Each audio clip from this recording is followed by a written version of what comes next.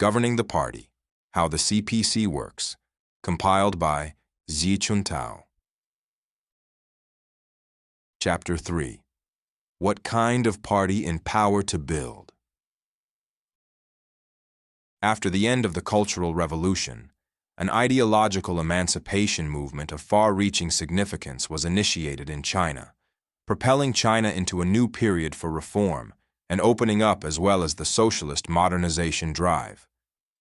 During this period, great changes took place in the conditions of the world, the country, the party, and the people, posing new challenges for the CPC in running the country, implementing reform and opening up, developing a market economy and improving foreign policy, enforcing strict party discipline, and constantly improving the capability of running the country.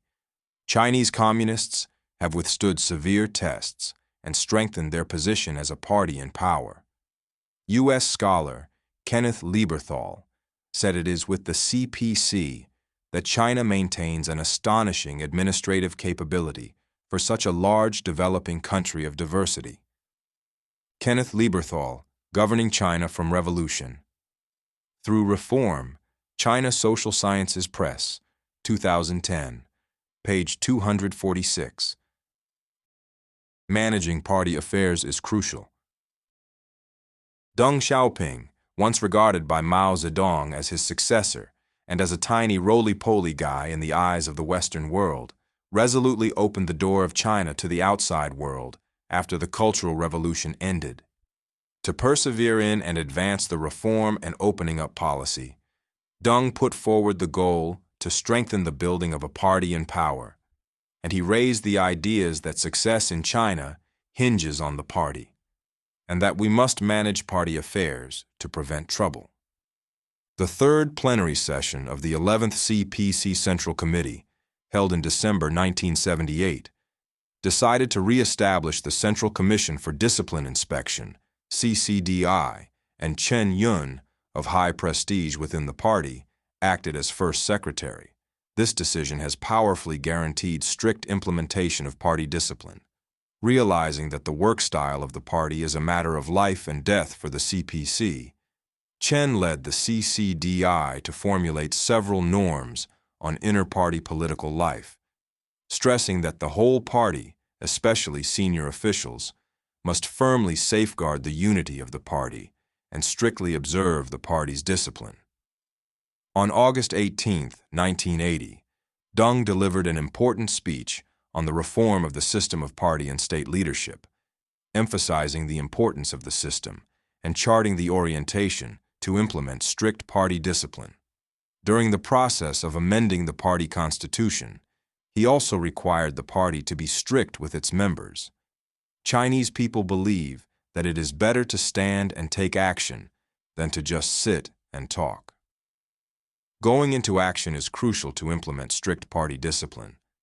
In the early stage of the reform and opening up, in view of the conditions that some corrupt officials in the party had damaged party conduct, embezzled state and people's property, and hurt the close relations between the party and the people, Deng Xiaoping required these corrupt officials to be severely punished.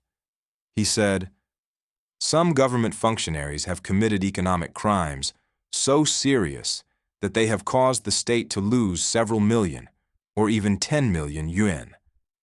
Why can't they be sentenced to death in accordance with criminal law?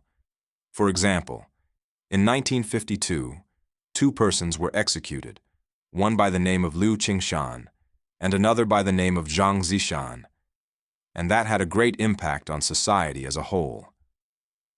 Things are different now, and the effect would not be so great. To show our determination, we would have to execute several more than 2. In 1980, he also said, "All citizens are equal before the law and the existing rules and regulations, and all party members are equal before the party constitution and regulations on party discipline. Everyone has equal rights and duties prescribed by law, and no one may gain advantages at others' expense or violate the law. Whoever does violate the law must be subjected to investigation by the public security organs and brought to justice by the judicial organs according to law." No one is allowed to interfere with law enforcement, and no one who breaks the law should go unpunished. He also emphasized, we should concentrate on investigating typical cases of law-breaking by the children of senior cadres themselves, and well-known public figures, because crimes committed by these people cause the most serious damage. Dealing with these cases will have the most effect. It will show our determination to surmount all obstacles in strengthening the legal system and promoting ethical progress.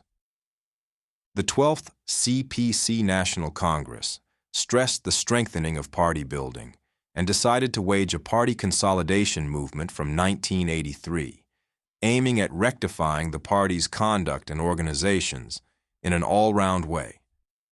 The report to the 13th CPC National Congress said that besides expelling a few corrupt officials out of the party, implementing strict party discipline must also focus on the education of the majority of party members to improve their quality.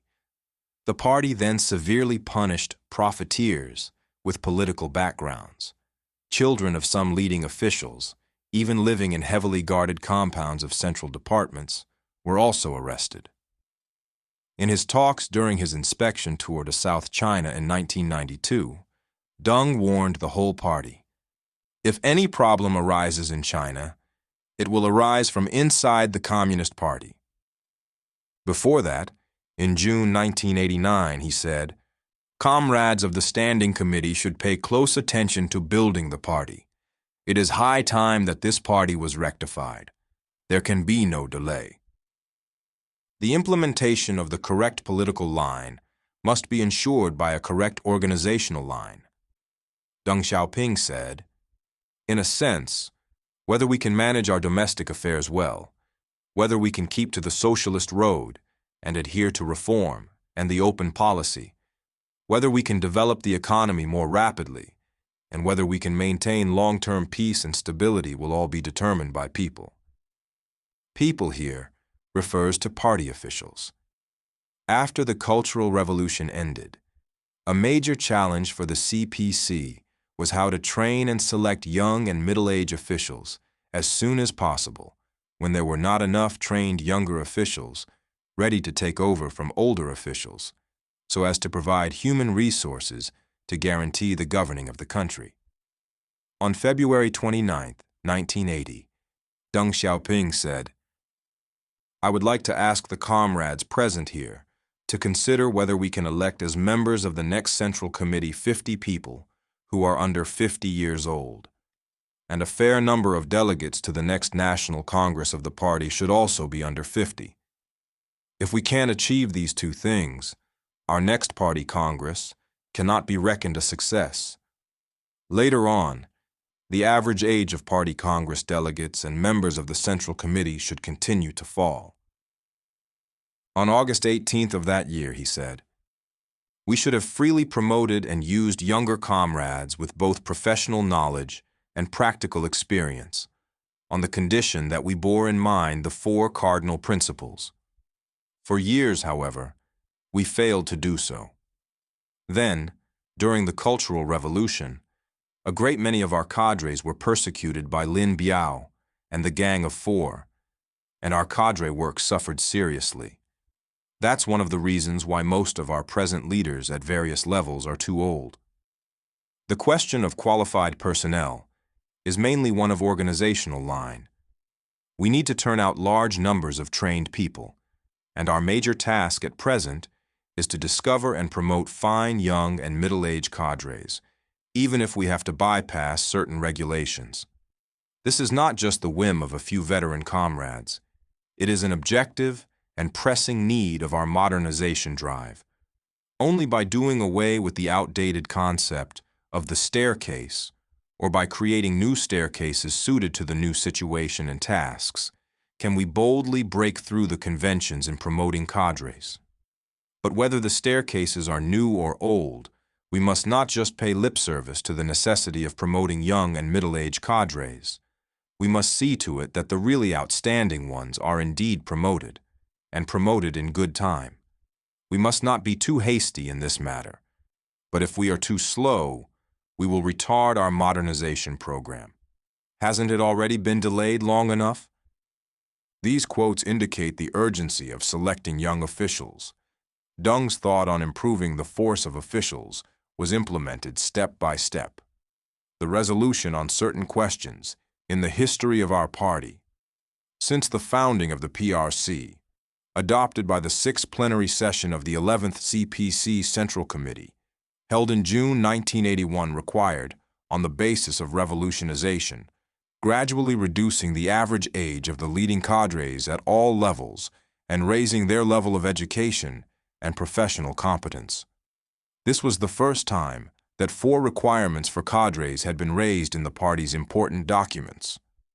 These requirements were written into the party's constitution amended at the 12th CPC National Congress, held in 1982. This actually helped improve the quality of decision-makers.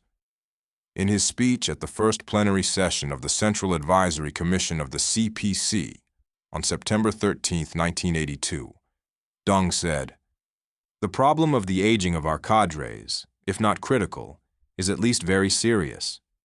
If this problem is not solved, our government and our party will have no vitality." The 12th CPC National Congress, held in September 1982, decided to establish a Central Advisory Commission, and the old party officials gave place to the new at this Congress. Among all the 348 members and alternate members of the CPC Central Committee elected at the Congress, 2/3 were below 60 and 112 below 55. 120 had associate diplomas or above, and 159 were professionals.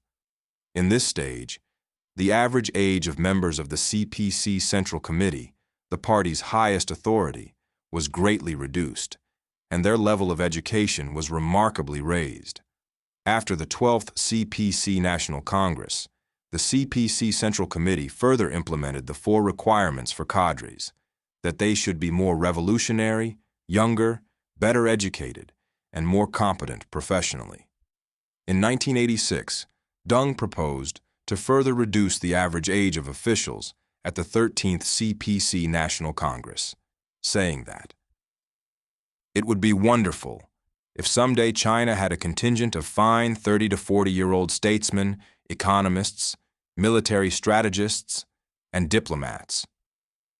According to Deng's requirement, the 13th CPC National Congress established a principle in personnel arrangement that among the members and alternate members of the 12th CPC Central Committee, those at or above 66 would not be nominated to the 13th CPC Central Committee. The average age of newly elected members and alternate members of the Central Committee was 55.2 years, which was 3.9 years younger than that for the 12th CPC Central Committee. 209 had associate diplomas or above, and 57 or 20% had senior professional titles, which were 73.3% and 6% higher than the figures for the previous Central Committee, respectively. Among the members and alternate members of the 12th CPC Central Committee, 150 were not elected to the 13th CPC Central Committee. The party's central decision-making organization was hence able to be more vigorous. As a veteran revolutionary of the CPC, Deng set great store by ideals. We must constantly urge our people, young people in particular, to have high ideals. How was it that we were able to survive untold hardships, overcome the most difficult and dangerous conditions, and bring the revolution to victory? It was precisely because we had ideals and a belief in Marxism and communism. Now, we are building socialism, and our ultimate goal is to realize communism, he said. We ourselves are imbued with communist ideals and convictions. We must make a point of fostering those ideals and convictions in the next generation or the next 2 generations. We must see to it that our young people do not fall captive to decadent capitalist ideas. We must make absolutely sure of that. How can a vast country like China be united and organized? Through ideals and discipline, Strength comes from organization. Without ideals and discipline, our country would be only a heap of loose sand, as it was in the old days. How, then, could we make a success of revolution and construction? At present, there are certain phenomena that demand our attention. For example, there is a lack of ideals and discipline, as is manifested in the tendency to put money above everything else. Ideals and discipline, then, are the two things we must never forget. We should make it clear to the people, including our children, that we uphold socialism and communism, and that the purpose of our policies in every field is to advance the socialist cause and eventually to realize communism. He said, after the policy of reform and opening up was implemented, where the market plays a major role, a tendency to put money above everything else emerged. There was a possibility that money worship would replace the CPC's ideals and convictions. Therefore, Deng, with firm ideals and convictions, proposed to address the problem of material as well as cultural and ideological progress without any let-up. The 6th plenary session of the 12th CPC Central Committee adopted a resolution to strengthen socialist cultural and ideological progress. According to the resolution, socialist cultural and ideological progress concerns the success of socialism. The fundamental tasks for socialist cultural and ideological progress are to meet the need of the socialist modernization drive, cultivate socialist citizens with high ideals, moral integrity, a good education, and a strong sense of discipline, and raise the ideological and moral standard as well as scientific knowledge and cultural attainment of the entire nation. To build China into a socialist country with a high level of culture and democracy, we must mobilize and unite all the people in the country with common ideals, establish and carry on socialist moral practices, strengthen education on socialist democracy, legal system and discipline, and improve the development of education, science, and culture. During this period, a campaign was waged across the country to uphold 5 things to emphasize, 4 things to beautify, and 3 things to love, encouraging people to learn from Zhang Haidi, who was disabled in body but firm in spirit, and Lei Feng, who served the people wholeheartedly. Deng said, in the past, no matter how small and weak our party was, and no matter what difficulties it faced, we always maintained great combat effectiveness, thanks to our faith in Marxism and communism. Because we shared common ideals, we had strict discipline. That is our real strength today, as it has been in the past, and will be in the future. From my long political and military experience, I have learned that unity is of prime importance, and that to achieve unity, people must have common ideals and firm convictions. Over the past several decades, we have united the people on the basis of firm convictions that enabled them to struggle for their own interests. Without such convictions, there would have been no cohesion among the people, and we could have accomplished nothing. The highest goal of communists is to realize communism. But in each historical stage, we have a different program of struggle that represents the interests of the overwhelming majority of the people in that particular period. That is why we have been able to unite the masses and mobilize them to act with one heart and one mind. With unity like that, we can overcome any difficulty or setback. It was on this unity that we relied to defeat the Kuomintang's several million troops, who were equipped with modern American weapons. At that time, we had no aircraft and no artillery, and we had to depend chiefly on men. So when I say that men play an important role, I don't mean men in a general sense, but men who have understood where the interest of the people lies, and who fight for it under the guidance of unshakable beliefs. It remains our principle to inculcate our officers and men with such beliefs. We should not abandon that principle, for it is a distinguishing feature of the way we build the army in China. We should also emphasize the importance of beliefs among the people, especially the youth. First of all, we should teach young people to have ideals and a sense of discipline. Without ideals and discipline, it would be impossible for us to modernize. Many of our young people worship the Western countries for their so-called freedom, when they don't really understand what freedom is. So we have to make clear to them the relation between freedom and discipline. In 1992, 88-year-old Deng Xiaoping visited South China's Shenzhen to further advance China's reform and opening up. There he required again that the whole country and the whole party must have firm ideals and convictions. He said, "We have advocated Marxism all our lives. Actually, Marxism is not abstruse. It is a plain thing, a very plain truth. I am convinced that more and more people will come to believe in Marxism because it is a science. Using historical materialism, it has uncovered the laws governing the development of human society. Feudal society replaced slave society, capitalism supplanted feudalism, and after a long time, socialism will necessarily supersede capitalism. This is an irreversible general trend of historical development, but the road has many twists and turns. Over the several centuries that it took for capitalism to replace feudalism, how many times were monarchies restored? So, in a sense, temporary restorations are usual and can hardly be avoided. Some countries have suffered major setbacks, and socialism appears to have been weakened. But the people have been tempered by the setbacks and have drawn lessons from them, and that will make socialism develop in a healthier direction. So don't panic. Don't think that Marxism has disappeared, that it's not useful anymore, and that it has been defeated. Nothing of the sort. Great new project of party building. Being commissioned at a time of great difficulties, Jiang Zemin firmly carried out the political assignment from Deng Xiaoping, working hard for party building and often lying awake all night for this task.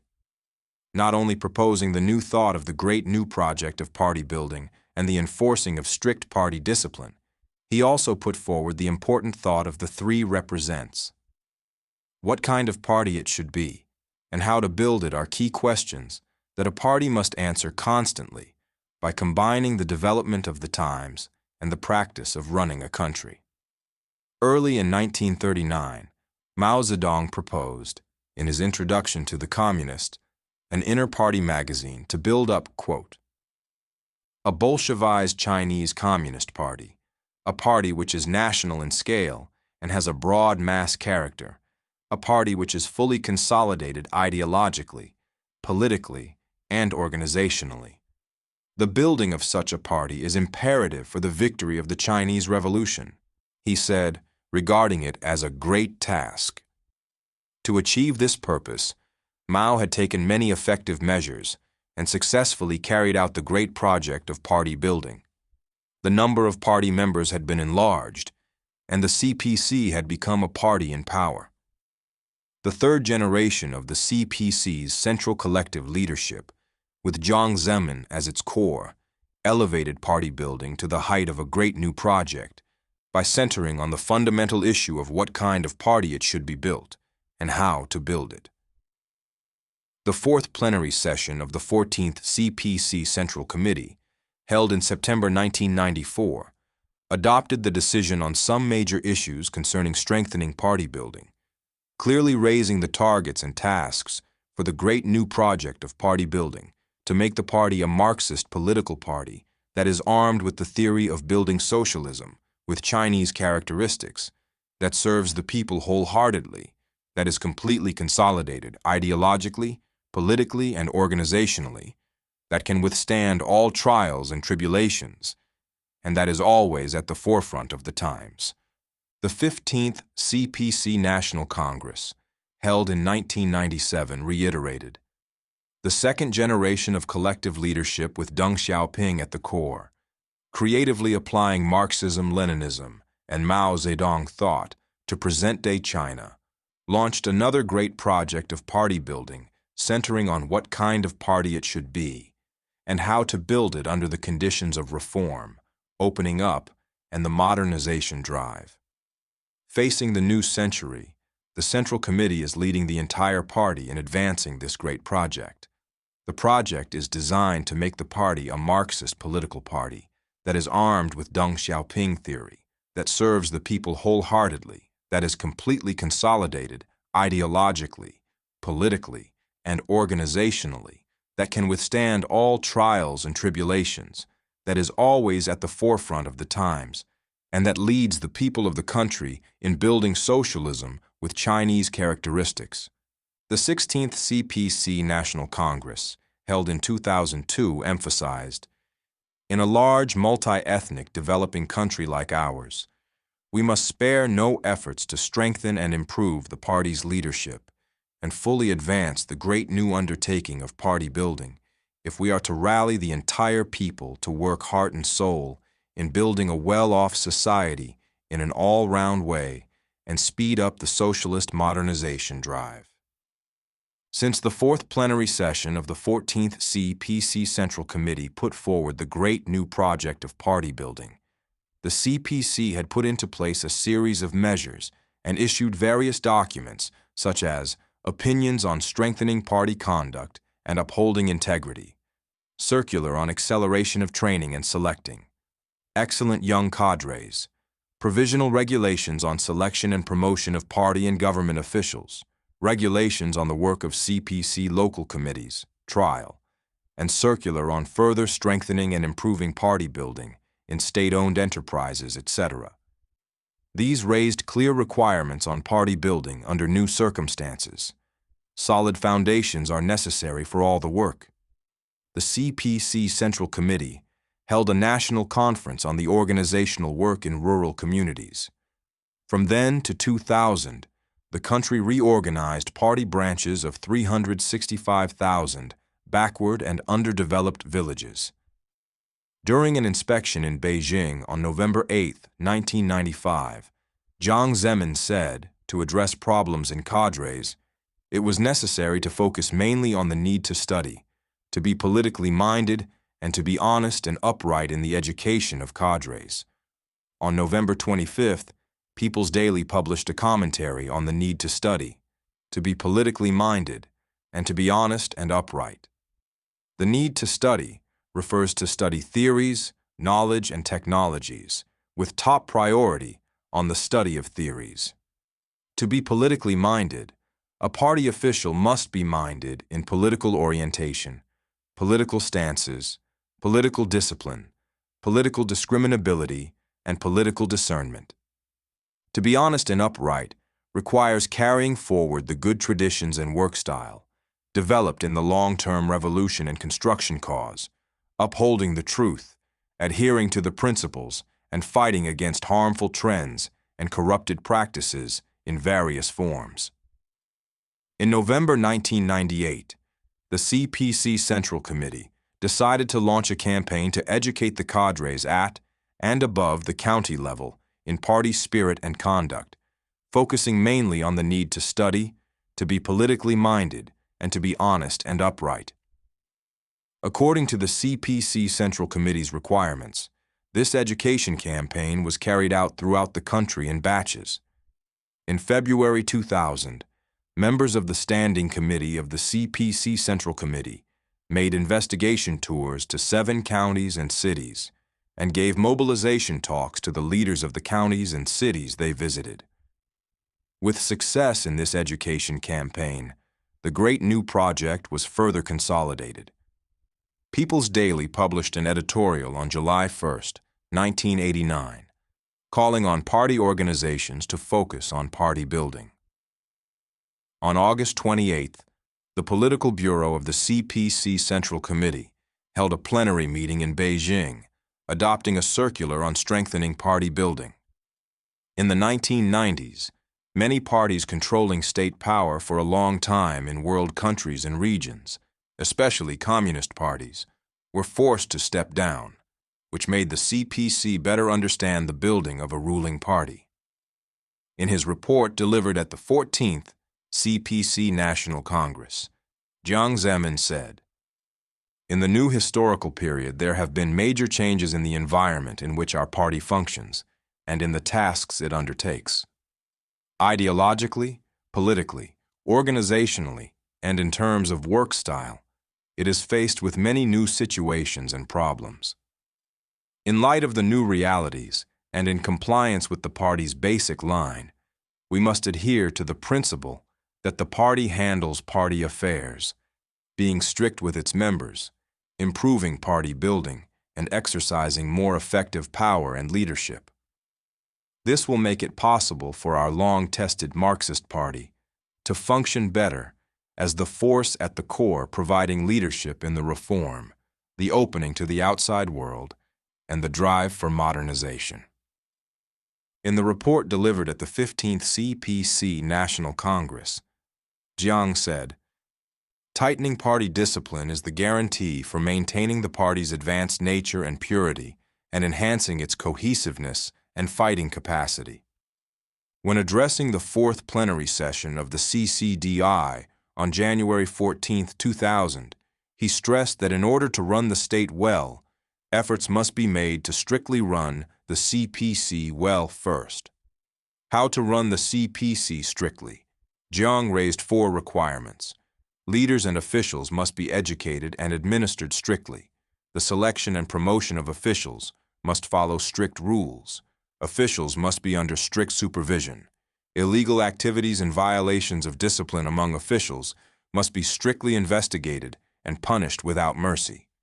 He also stressed that the key to strictly running the CPC was to establish a whole set of easy, effective, and binding mechanisms with which party organizations of all levels can effectively manage and supervise party members and officials, so that the party can resolve its own problems in a timely manner and thus keep its soundness.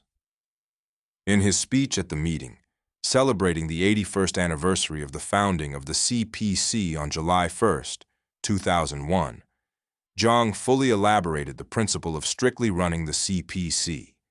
He said, "The principle of being strict with party members must be implemented in party building, in ideological, political, and organizational fields, as well as work style, and must be truly reflected in all the aspects of education, management, and supervision of party organizations at all levels, all the party members and cadres.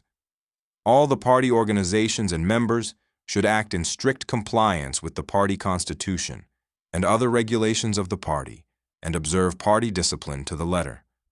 Leading cadres at all levels should maintain a high degree of self-discipline, self-examination, self-caution, and self-motivation, and should always attach importance to study, political awareness, and integrity. They should often use criticism and self-criticism as a weapon in waging active ideological struggles and adhere to truth while rectifying mistakes. Party organizations at all levels should strengthen their capability of dissolving their own contradictions, face up to and settle existing problems, and never avoid or whitewash them. Party organizations at all levels must be strict with their party members who are cadres in respect of requirements, education, administration, and supervision, and be firm in rooting out the negative phenomena and corruption existing within the party. In a speech on May 31, 2002, Jiang stressed again the goal and significance of enforcing strict party discipline. The party must stick to the principle of enforcing strict party discipline, address the 2 historical challenges of improving the leadership and governing capacity, and improving the capability of withstanding corruption and risks, and always maintain close ties with the people. The important thought of the 3 represents was set forth by Jiang Zemin during his inspection tour to Guangdong Province in February 2000. Before he ended the tour, he held a discussion with provincial leaders of Guangdong, where he said, "The reason our party enjoys the people's support is that throughout the historical periods of revolution, construction, and reform, it has always represented the development trend of China's advanced productive forces, the orientation of China's advanced culture, and the fundamental interests of the overwhelming majority of the Chinese people.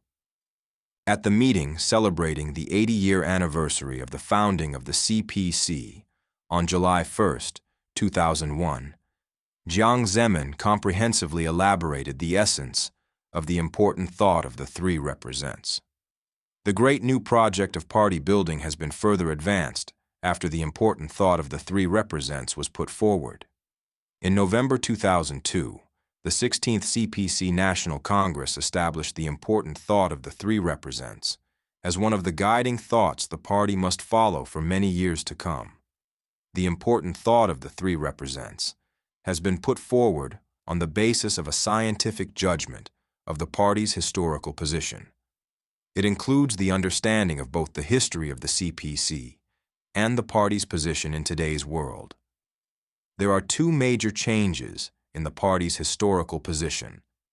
Having gone through the revolution, reconstruction, and reform, our party has evolved from a party that led the people in fighting for state power to a party that has led the people in exercising the power and has long remained in power.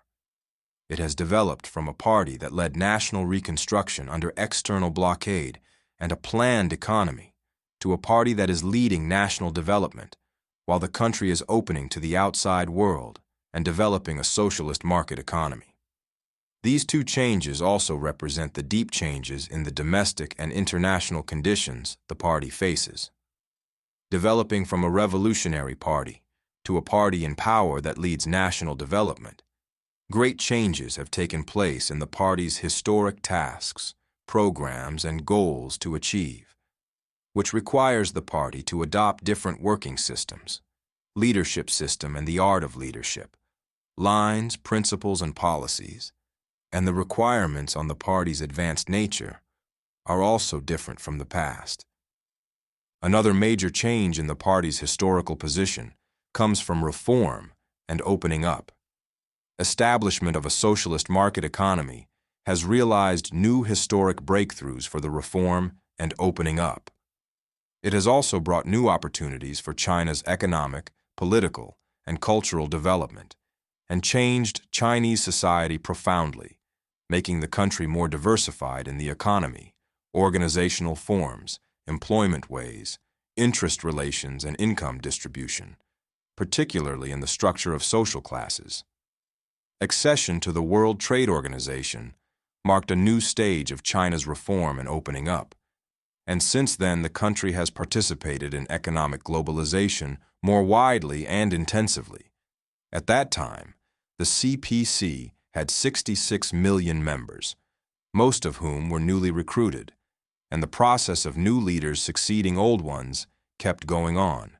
The force of a rising class was emerging. How to unite this rapidly rising force has become a big challenge for the CPC. How to adapt to these new changes, further consolidate the party's class foundations, and gain more support from the people has been a major task the CPC must solve as soon as possible. Make party building more scientific. Entering the new century, Chinese communists, represented by Chuntao, adopted a number of measures to improve its self-building, with focus on improving the governing capacity and the advanced nature, and making party building more scientific as the general requirement. The key words for party building in this stage were making party building more scientific. Corruption is a major challenge the CPC and the Chinese society are faced with. Entering the new century, the CPC central leadership, with Hu Jintao as General Secretary, highly stressed institutional building and innovation to fight against corruption and tried to prevent and root out corruption at the source. The third plenary session of the 16th CPC Central Committee, held in October 2003, decided to establish and improve a corruption punishment and prevention system suited to the socialist market economy and focusing on education, institutional building, and supervision. The fourth plenary session of the 16th CPC Central Committee, held in September 2004, set forth the principle of combating corruption under new conditions, addressing both the symptoms and the root causes of corruption and taking comprehensive measures to rectify both, combining punishment with prevention while focusing on the latter.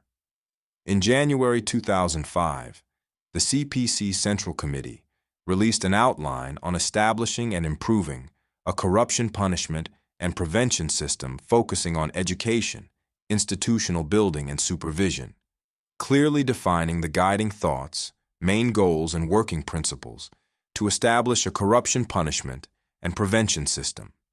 In October 2007, the 17th GPC National Congress raised the concept of fighting corruption and upholding integrity and made it one of the important parts of party building. To facilitate the establishment of the corruption punishment and prevention system, the CPC Central Committee issued in June 2008 the 2008 to 2012 Work Plan on the Establishment and Improvement of Corruption Punishment and Prevention System. During the process of establishing and improving the corruption punishment and prevention system, the party and the government also promulgated many regulations. In December 2003, the CPC Central Committee promulgated the regulation of the CPC on disciplinary actions and regulation of the CPC on internal party supervision, trial. In September 2004, the CPC Central Committee promulgated regulations on guaranteeing the rights of party members. In July 2005, the CCDI passed the trial provisions, requiring commissions of discipline inspection to assist party committees in the organization and coordination of anti-corruption work. In April 2007, the State Council promulgated the regulation on the punishment of civil servants of administrative organs. With these regulations and provisions, the system of combating corruption and upholding integrity has been gradually improved. In the meantime, the CPC Central Committee, focusing on both punishment and prevention, adhered to a road of combating corruption and upholding integrity with Chinese characteristics. On one hand, it kept strengthening efforts in punishing corruption to raise public confidence in the anti-corruption struggle. On the other hand, it kept strengthening the education on combating corruption and upholding integrity to build a culture for a clean government. The decision adopted at the fourth plenary session of the 17th CPC Central Committee in 2009 required, based on summarizing experience of party building for 60-plus years, that in order to run the state well, efforts must be made to strictly run the CPC well first. Party organizations at all levels should implement the responsibility system for the building of the party and carry out strict requirements, strict education, strict management, and strict supervision.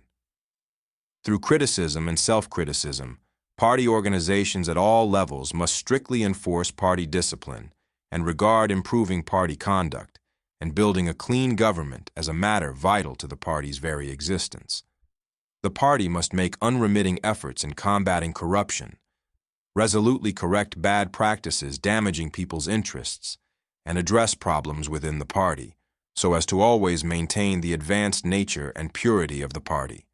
This basic experience highlighted the significance of the party's initiatives in the work of party building and clarified the basic path for the party to police itself.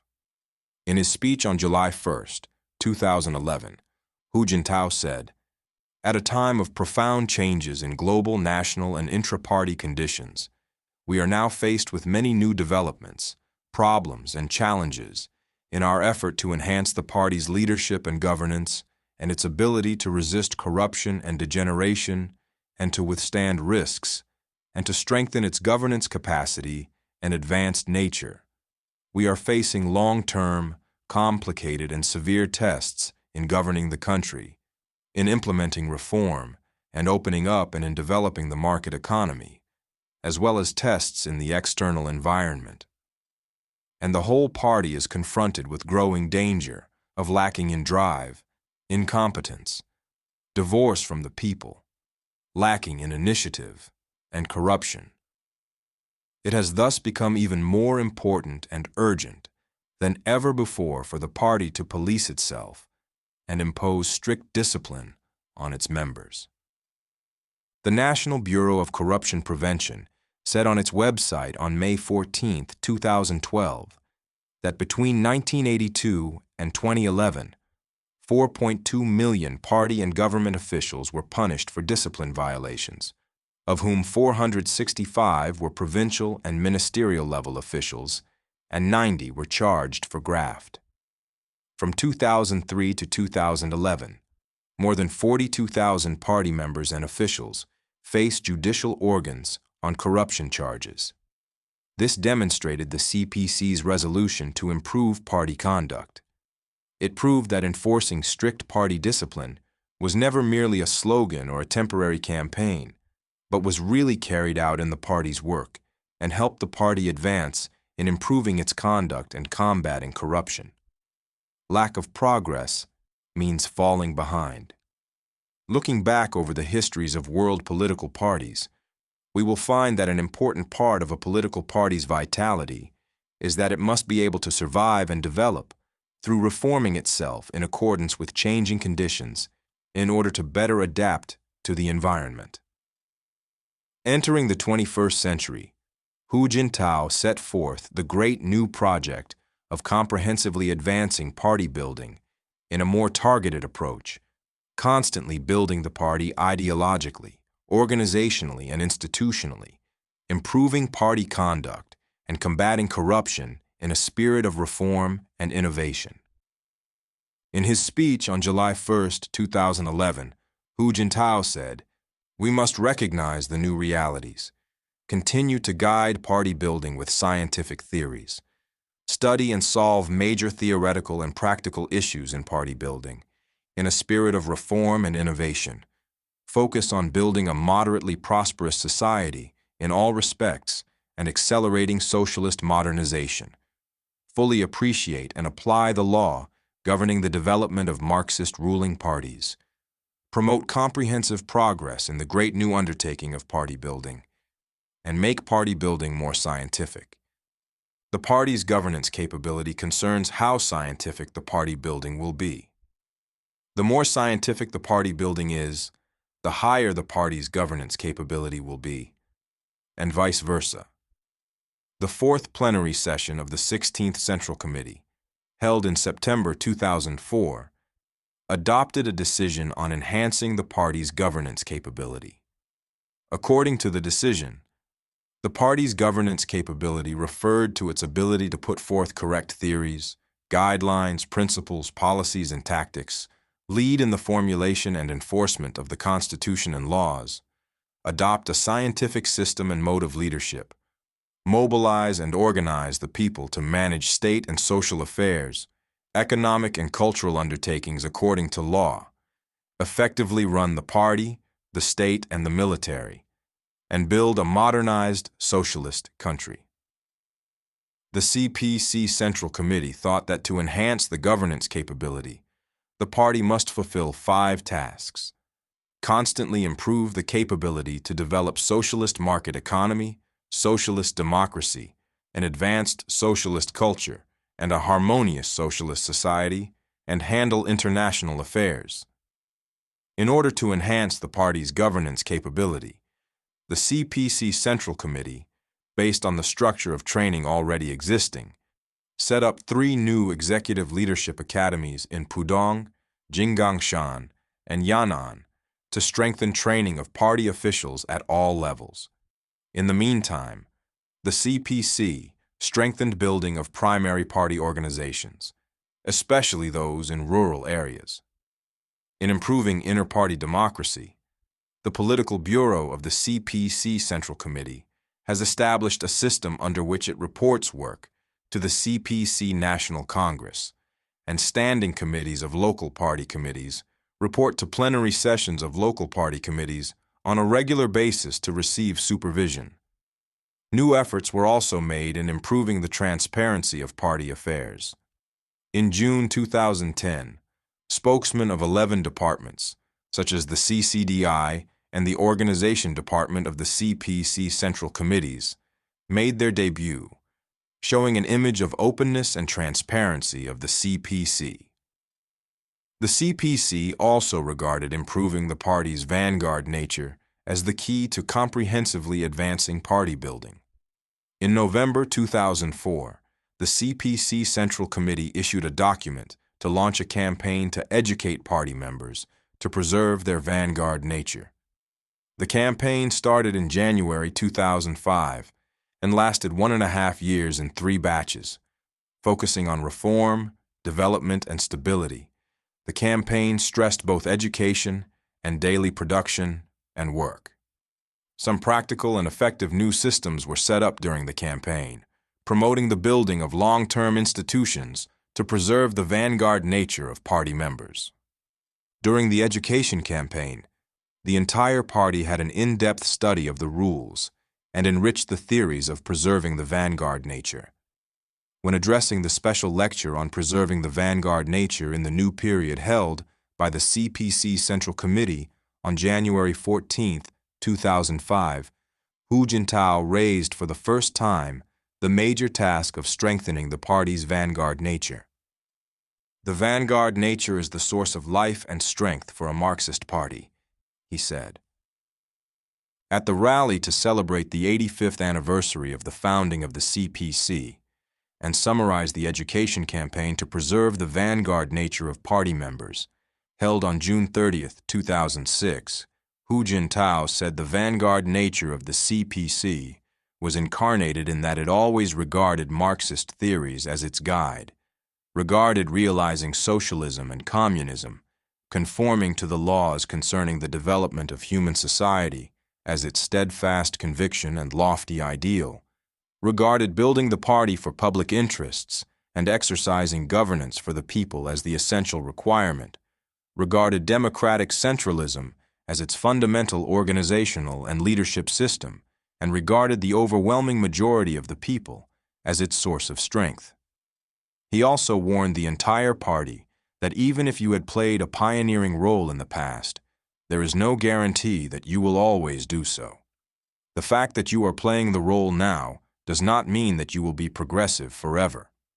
To consolidate the achievements of the campaign to educate party members to preserve their vanguard nature, the 17th CPC National Congress decided to launch a party-wide campaign to intensify study and apply the scientific outlook on development and intensive campaigns to encourage party members to excel in their performances. The campaign to study and apply the scientific outlook on development was carried out from September 2008 to February 2010 in 3 batches, covering 75 million party members in 3.7 million party organizations.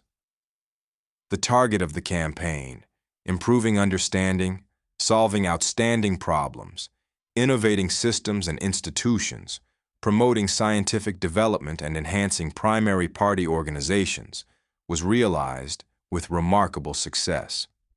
After the conference summarizing the campaign to intensify study and apply the scientific outlook on development on April 6, 2010, the Organization Department and the Publicity Department of the CPC Central Committee immediately made plans to launch intensive campaigns to encourage party members to excel in their performances. Major forms of the campaign were to encourage establishment of advanced primary party organizations and contend for exemplar party members. The campaign was completed before the 18th CPC National Congress was held. Such campaigns have significantly improved the party's governance capability. There are inherent laws for party building, and making party building more scientific is to follow such laws. The 4th plenary session of the 17th CPC Central Committee adopted a decision to improve party building under new conditions, raising the idea for the first time to make party building more scientific based on summarizing the strengthen in party's experience on governing the country. The 4th plenary session of the 17th Central Committee pointed out to strengthen and improve party building under the new circumstances we should, in accordance with the requirements of the party constitution, focus on continuing to emancipate the mind, persisting in reform and opening up, promoting scientific development and social harmony on improving the party's ruling ability, maintaining and developing the party's advanced nature, on enhancing the party's sense of mission and responsibility of making unremitting efforts for the party and people's cause, on keeping the ties of flesh and blood between the party and people, highlighting key points, breaking through difficulties, and comprehensively promoting the ideological, organizational, work-style development, institution building, and anti-corruption, raising the scientific level of the party building to further build the party into a Marxist ruling party, which is serving the public and governing for the people, truth-seeking and pragmatic, reformative and innovative, arduous struggling, honest and upright, full of vitality, united and harmonious, so as to ensure that the party will always be the vanguard of the Chinese working class, as well as the vanguard of the Chinese people and the Chinese nation. To make party building more scientific, the CPC Central Committee decided to build itself into a party committed to learning. The fourth plenary session of the 17th CPC Central Committee laid out arrangements on how to build the party into one committed to learning. It stressed that selection and promotion of leading officials must be based on their theoretical attainment and learning capability. A system of training grassroots party members on a rotating basis should be established, and the plan for educating and training grassroots party members should be implemented to expand the education channels for party members. The plenum pointed out, building the CPC into a party committed to learning, a significant and pressing task should be carried out resolutely. The CPC should equip itself with scientific theories, have the world perspective, be good at grasping laws, and be creative and innovative. All party members were also required to, quote, work hard to equip us with all the scientific ideas, knowledge, and experience, and apply them into practice, end quote. After the plenum, the CPC Central Committee attached great importance to building the party into one committed to Marxism learning and adopted various measures. First, the CPC Central Committee issued in February 2010 a circular on advancing the building of learning party organizations, further elaborating the significance, general requirements, key principles, detailed work and measures to build learning party organizations. Second, the CPC Central Committee held discussions in February and November 2010 for the plan of building learning party organizations. Third, a coordination group was set up upon approval of the CPC Central Committee, where the publicity department of the CPC Central Committee led the work of building learning party organizations. Coordination group offices were also set up in the CPC Central Committee and provincial-level party committees to strengthen guidance, coordination, and service of building learning party organizations. Fourth, the publicity department and the organization department of the CPC Central Committee recommended dozens of books to all party members, such as collected works of Marx and Engels, Study on Transforming Growth Model, Brief History of the Communist Party of China, Why and How the CPC Works in China, etc., aiming at guiding party members to read good books. In his address to celebrate the 90th anniversary of the founding of the CPC, delivered on July 1, 2011, Chuntao further elaborated the requirements on making party building more scientific under the new historical conditions.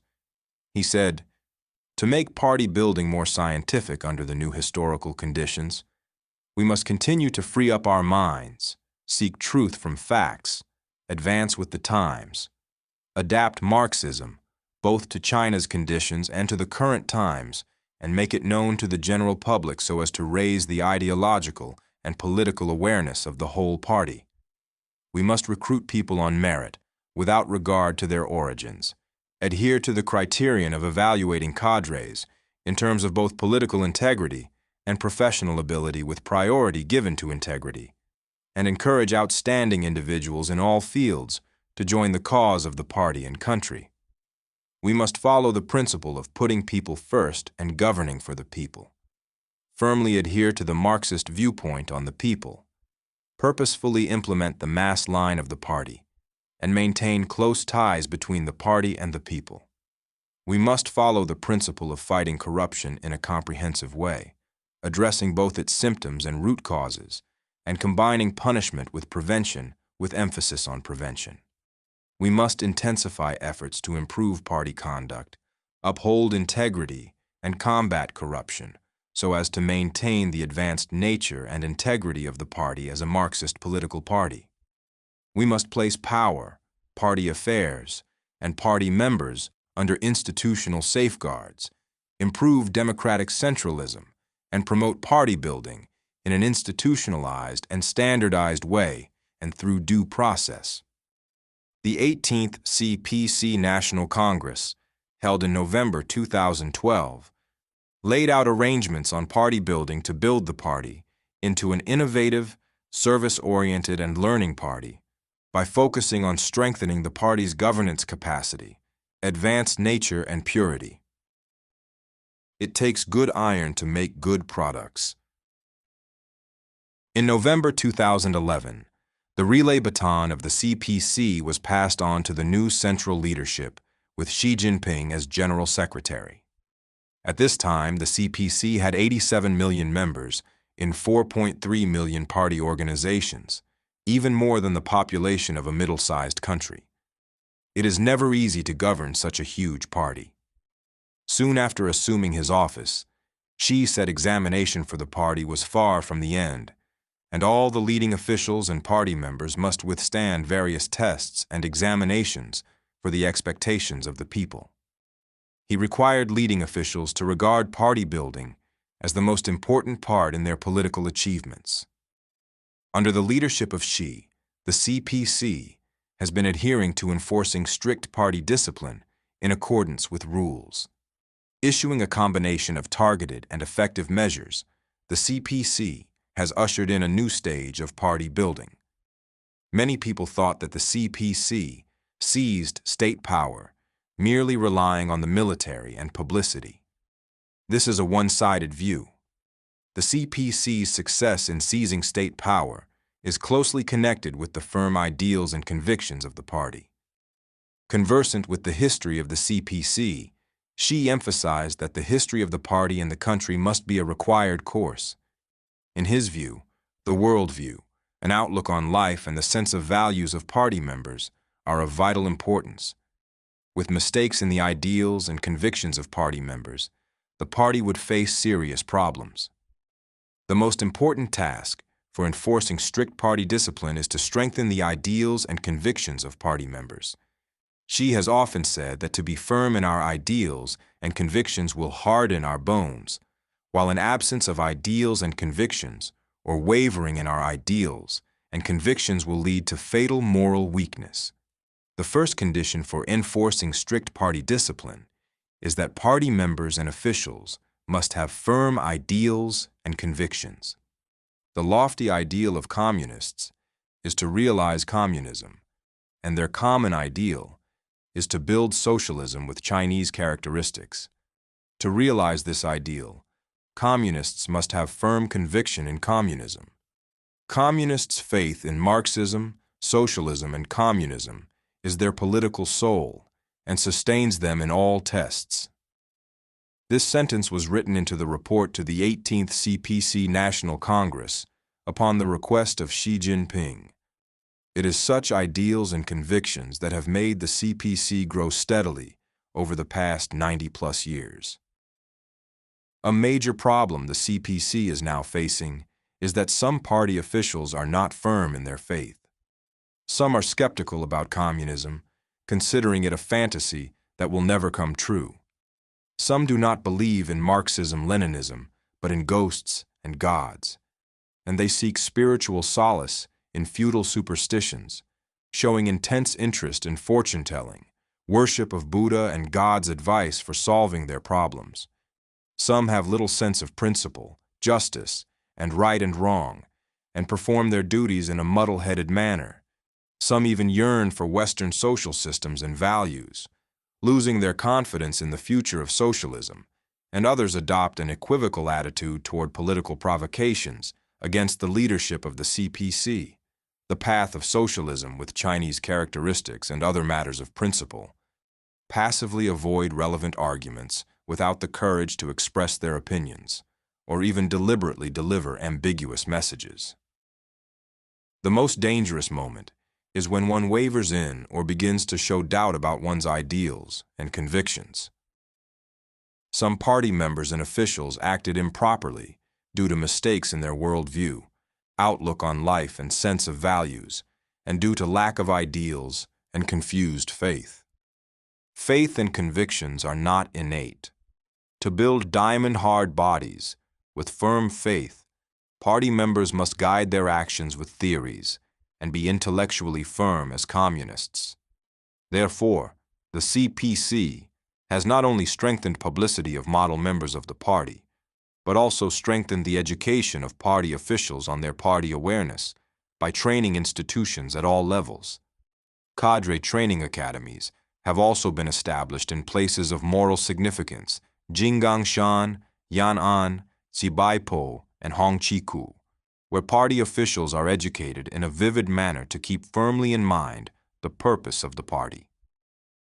She said only through unremitting study and learning to observe and solve problems from the Marxist stand, viewpoint, and method can party members and officials become firm in their ideals and convictions and be guided by the ideals and convictions. Maintaining close ties between the party and the people, and between officials and individuals, has always been the basis of the CPC's success. Relying on the masses is one of the most effective methods for the CPC to seize state power. The mass line is the key issue to improve the party's conduct. The CPC realized long ago that party conduct had a direct impact on its image, and indeed the very survival or extinction of the party. She attaches great importance on improving party conduct, and has emphasized many times that under no circumstances would we ever forsake our commitment to sharing weal and woe with the people. We would never forget the party's purpose of serving the people wholeheartedly. The party would always serve the public and govern for the benefit of the people. To improve party conduct, a meeting of the Political Bureau of the CPC Central Committee, held on December 5, 2012, adopted the 8 rules to cut bureaucracy and maintain close ties with the people. They are summarized as follows. First, leaders must improve investigation and research. Inspection tours, as a mere formality, should be strictly prohibited, and reception of officials' visits must be simplified. Second, meetings and major events should be strictly regulated, and official meetings should be shortened and be specific and to the point, with no empty and rigmarole talks. Third, the writing of documents and briefings must be simplified and reduced. Fourth, officials' visits abroad should only be arranged when needed in terms of foreign affairs, with few accompanying members. Fifth, security guard work must be enhanced. There should be fewer traffic controls when leaders travel by cars to avoid unnecessary inconvenience to the public. And in normal conditions, no road closed and site clearing are allowed. Sixth, news reports must be improved, and reports on senior officials' work and activities should depend on work needs, news value, and social effects, further cutting down, condensing the amount and length of reports. Seventh, publishing of writings is restricted, and leaders should not publish any works by themselves or issue any congratulatory letters unless an arrangement with the central leadership has been made. And eighth, leaders must practice diligence and frugality, and strictly follow relevant regulations on accommodation and cars. The Political Bureau meeting also stressed that improving party conduct must start with the Political Bureau, so as to gain public trust and support with good party conduct. After the 8 rules were issued, the CPC Central Committee set an example in strict implementation, cutting unnecessary traffic controls when its members travel by cars, and there being no red carpet for official visits. Local party committees have also strictly implemented the 8 rules. Businesses in high-end restaurants have become dull, and community-level officials attend far fewer reception banquets. Some people say the 8 rules have changed the lifestyle of party officials and greatly improved the ties between the party and the people. Improving party conduct must not be a temporary campaign, and the efforts must be constant. In 2013 to 2014, the CPC carried out an extensive program throughout the party to heighten awareness of and implement the party's mass line, with the focus on serving the people and staying pragmatic and honest to solve such problems as formalism, bureaucratism, hedonism, and extravagance. The requirements for studying and practicing the party's mass line have been clearly defined as examining oneself in the mirror, straightening one's clothes and hat, taking a bath, and treating one's disease. To solve the 4 forms of decadence, the party required the setting of an accurate focus, locating the acupoints, and firmly grasping the vitals. Great success has been achieved in this program, with a number of corrupt officials being investigated and high-end restaurants concealed in parks being closed.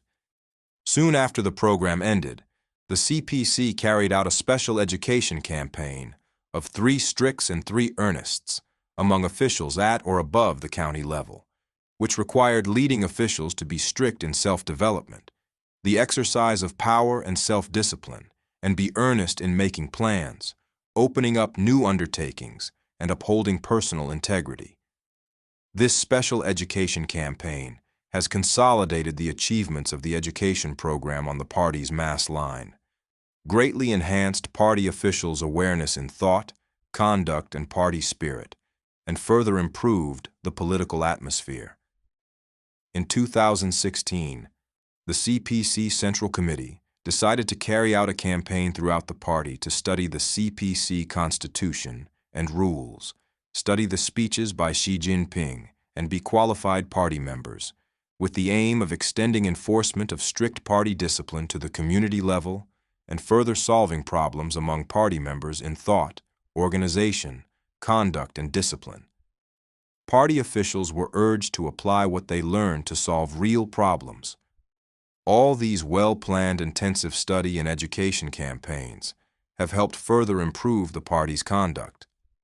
Of course, to improve its conduct, the party must rely on the self-improvement of its members, who must establish a correct world outlook, view of life and values, clearly understanding of job performance and healthy outlook on power. The party must also rely on a strict inter-party life and engage in criticism and self-criticism, making criticism and self-criticism a keen blade to improve party conduct. Improving party conduct must start from leading officials. Xi once said that improving party conduct should start from the political bureau of the CPC Central Committee, which should be the first to do what it required others to do, and must not do what it doesn't allow others to do. Leading officials must earnestly practice what they advocate and set an example for others. A long-term mechanism is also needed to improve party conduct, because problems relating to conduct recur and persist. It is impossible to accomplish the whole task at one stroke. We must work long and hard without let-up, and we must see things through from beginning to end. Issues of systems are fundamental, comprehensive, stable, and permanent ones. Enforcing strict party discipline in accordance with rules must be based on effective systems. Carrying forward and developing the party's fine traditions, General Secretary Xi Jinping perseveres in combining ideological building and institutional building and requires that governing the party and the country and managing party members be done in accordance with systems. Since the 18th CPC National Congress, the CPC Central Committee has attached great importance to institutional building, annulling a number of outdated party rules and issuing the 5-year plan on the formation of intra-party rules. To address new circumstances and new problems, it issued guidelines of the CPC on honest conduct, the regulation of the CPC on disciplinary actions, the regulations of the CPC on organizational work, trial, the regulations of the CPC on inspection efforts, and many other documents. The documents focusing on solving outstanding problems under new circumstances are highly targeted and feasible, providing a keen blade to enforce strict party discipline. The CPC perseveres in governing the party in accordance with state laws and party rules. Laws are the biggest and most important norms and standards to govern the country. Nobody is above the law. She once said, "As it leads the people in formulating and implementing the Constitution and laws, the party must act within the limits prescribed by the Constitution and laws, and ensure that it exercises leadership in legislation, guarantees law enforcement, and takes the lead in observing the law." To govern the party in accordance with rules, the CPC must focus on both formulating and improving rules and implementing them. She once said that what is important for systems is not the quantity, but the quality, and systems must be effective and targeted to guide the practice. Being empty and ineffective, systems would become a mere formality. We must continue formulating and improving intra-party regulations and pay attention to make them coherent with state laws. An integrated and coherent system of intra-party regulations must be established, which is based on the party constitution and consists of various intra-party regulations. Regulations must be implemented vigorously. We must ensure that everyone is equal before the system and that no exceptions arise in its application. We must be firm in protecting its authority and resolute in responding to those who refuse to be bound by it or feign compliance while undermining it. We should let our systems act as rigorous constraints instead of rubber bands. Power must be caged by the system. Power is a double-edged sword. Being exercised in the rule of law, it will benefit the people. But being exercised out of law, it will inevitably cause serious harm to the country and the people. In his address to the third plenary session of the 18th CCDI, Xi said that to cage power, we must build a good cage first. If the cage was too slack or the door of the cage was not closed, it would not function at all. This requires the party to build the cage of the system well, separate and allocate the power of decision-making, execution, and supervision in the principle of mutual restriction and mutual coordination, and establish a strict restriction and supervision mechanism for the exercise of power. We must grant oversight powers to the people, strengthen oversight from inside the party, the people's congresses, judicial departments, auditing departments, and public opinion, to form a scientific and effective oversight system, and enhance the cohesion and actual effect of oversight. We must make the exercise of power more transparent and institutionalized, and increase the transparency of party affairs, administrative affairs, judicial activities, as well as affairs in all fields. A power list must be introduced to clearly define what powers can be exercised and what should not be exercised. Power must be linked with responsibility, and accountability must be enforced for dereliction of duty. Leading officials must form a healthy outlook on power, uphold the principle that the party was founded for the public good, and it exercises state power for the people, and be supervised by the people. The critical minority must be managed strictly. Leading officials, who are the critical minority, control power in various aspects and assume the responsibility of implementing the party's theories, lines, principles, and policies. If they were not well educated or performed badly, the party building would be unable to succeed. She said that to strictly manage party officials, we must, besides strengthening theoretical study, start by designing systems and strictly enforcing systems, and prevent them from erring on the side of leniency. The party must, considering the changes of conditions, improve regulations on the management of officials, emphasizing both incentives and restraints. Regulations on the management of officials must be strictly enforced, regardless of personal relations. Strict standards should be adopted to require officials. Strict measures should be used to manage officials, and strict discipline should be used to restrain officials. so that they are prudent in their words and behaviors. The CPC must also increase party members' awareness of law, the system, and discipline, and establish an atmosphere of respecting the system, observing the system, and upholding the system. We must strengthen the monitoring and management of the first men in command, who are the key to enforcing the strict management of officials. The exemplary role of leading bodies and officials is key to enforcing the strict management of officials. If leading bodies and officials set an example, their subordinates will follow them. Leading bodies and officials at all levels, especially central-level departments and senior leading officials, must better play the exemplary role and always impose strict requirements on themselves. Strict discipline is the key to the victory. What does the party rely on to supervise its own conduct? It must be the strict discipline that the party must rely on to govern itself. The party must enforce strict discipline to govern a major developing country of a vast territory and a huge population. Otherwise, the party would not be united. Its cohesion and fighting capacity would be seriously weakened, and the party's leadership and governance capability would be seriously undermined. Xi thought priority must be given to reinforce discipline and stressed that party discipline must be more strict than state laws. The more complicated the situation and the heavier the tasks facing the party, the more we need to reinforce discipline, and the more we need to safeguard unity within the party.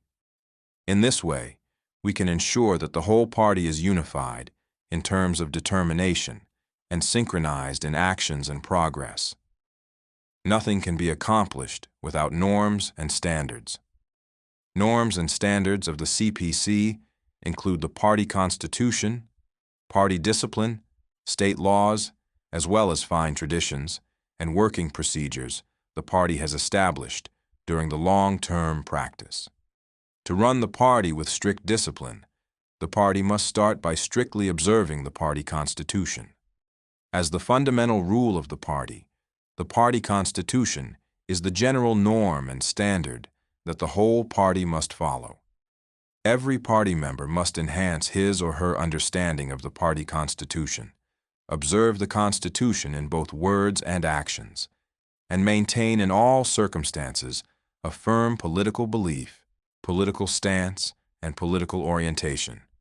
Party and government officials must regard learning the party constitution as a required course, and conscientiously observe and safeguard the party constitution, and set an exemplary role in learning and observing the party constitution. The party must strengthen oversight of observing and implementing the party constitution, correct serious violations of the party constitution, and firmly protect the authority of the party constitution. To run the party with strict discipline, we have to first and foremost implement strict political discipline. Party discipline covers many aspects, but political discipline is the most important, most fundamental, and most crucial discipline. Implementing the party's political discipline is the important foundation to observe the party's all disciplines. If a political party had no restraint of political discipline, allowed its organizations and backbone officials to have their own political and policy stances, or allowed its members to be disunified in political actions, this party would form no influence and fighting capacity, and it would not gain political success. The essence of observing the party's political discipline is to adhere to the party's leadership, basic theory, basic line, basic program, basic experience, and basic requirements, keep in line with the party central committee, and conscientiously safeguard its authority. All party members must keep in line with the party central committee, with Xi Jinping as general secretary, intellectually and politically, as well as in their actions concerning the party's basic theories, guidelines, principles, and policies, and other matters of overall importance. We must prevent, or if necessary, rectify departmental and local protectionism and parochialism, and never allow local policies to trump central policies, the sidelining of government decrees of prohibitions, or perfunctory or selective enforcement of, or accommodations in the enforcement of the central leadership's policy decisions and plans. To run the party with strict discipline, we must also reinforce the party's organizational discipline. The party draws its strength from its organization and is constantly invigorated by it.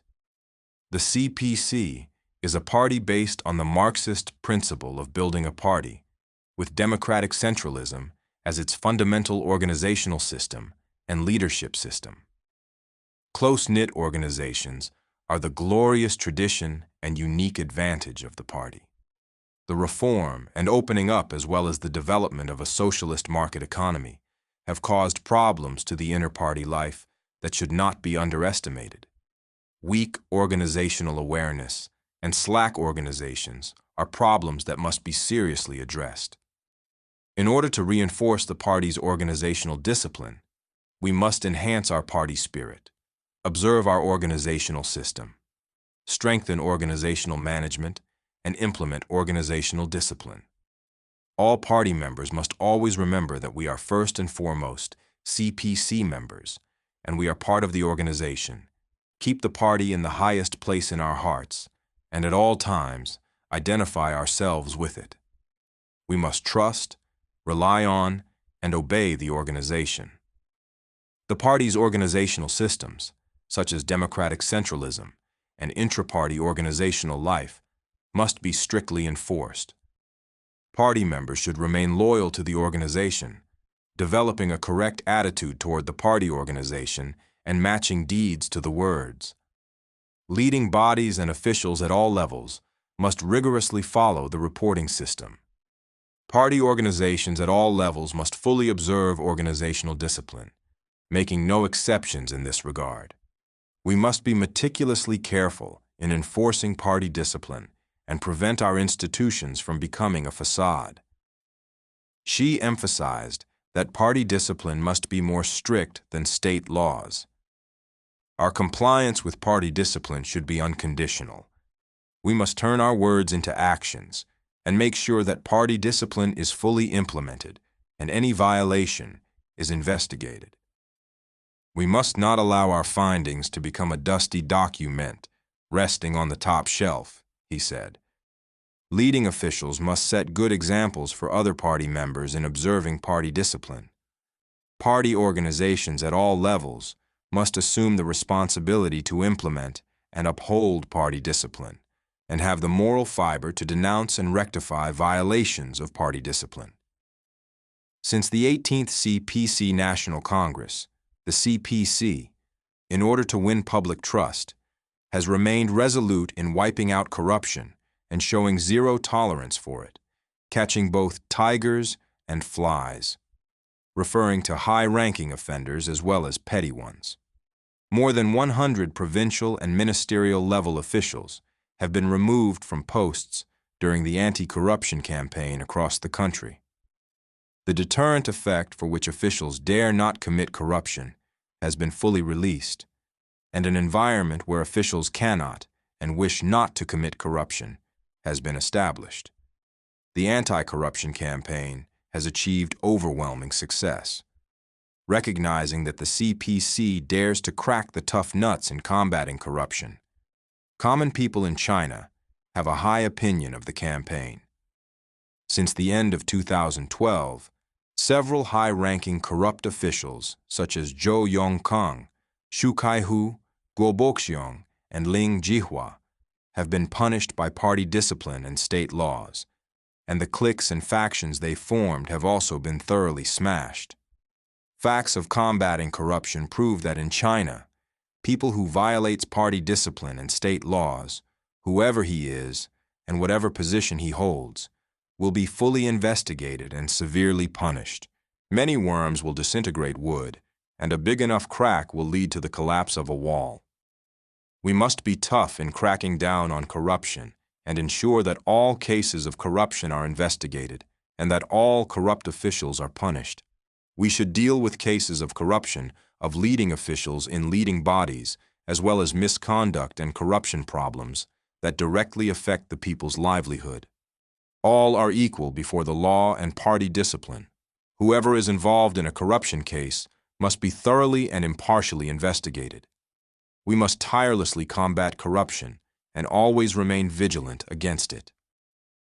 At an important meeting in January 2016, Xi stressed that the CPC remains committed to combat corruption, and the target remains unchanged to firmly curb the spreading of corruption. At present, there are still breeding grounds for corruption. The fight against corruption remains a serious and complex challenge. Instances of misconduct and corruption have had an adverse effect on society, and they must be immediately addressed. We must remain resolute in wiping out corruption and show zero tolerance for it, with firm determination and great courage unchanged. Once a corrupt official is identified, we must conduct a thorough investigation. The anti-corruption campaign must be carried through to the end to deter corrupt officials. Combating corruption can't be successful overnight. First, we should continue to build a complete system of combating corruption through both punishment and prevention. We must follow the principle of addressing both symptoms and root causes, taking an integrated approach, meting out punishment and ensuring prevention, with the emphasis on the latter. We should improve our institutions to better fight against corruption, improve our working practices, and crack down on corruption with a strong determination. We must promote political integrity and ensure that all officials are honest and upright, and governments clean and incorruptible. Second, we should strengthen education about combating corruption and upholding integrity and promote the culture of clean government. Moral purity is essential for Marxist parties to stay pure, and moral integrity is a fundamental trait for officials to remain clean, honest, and upright. We should improve party members and officials intellectually and theoretically, strengthen education in and fostering of the party spirit, and bolster ethics.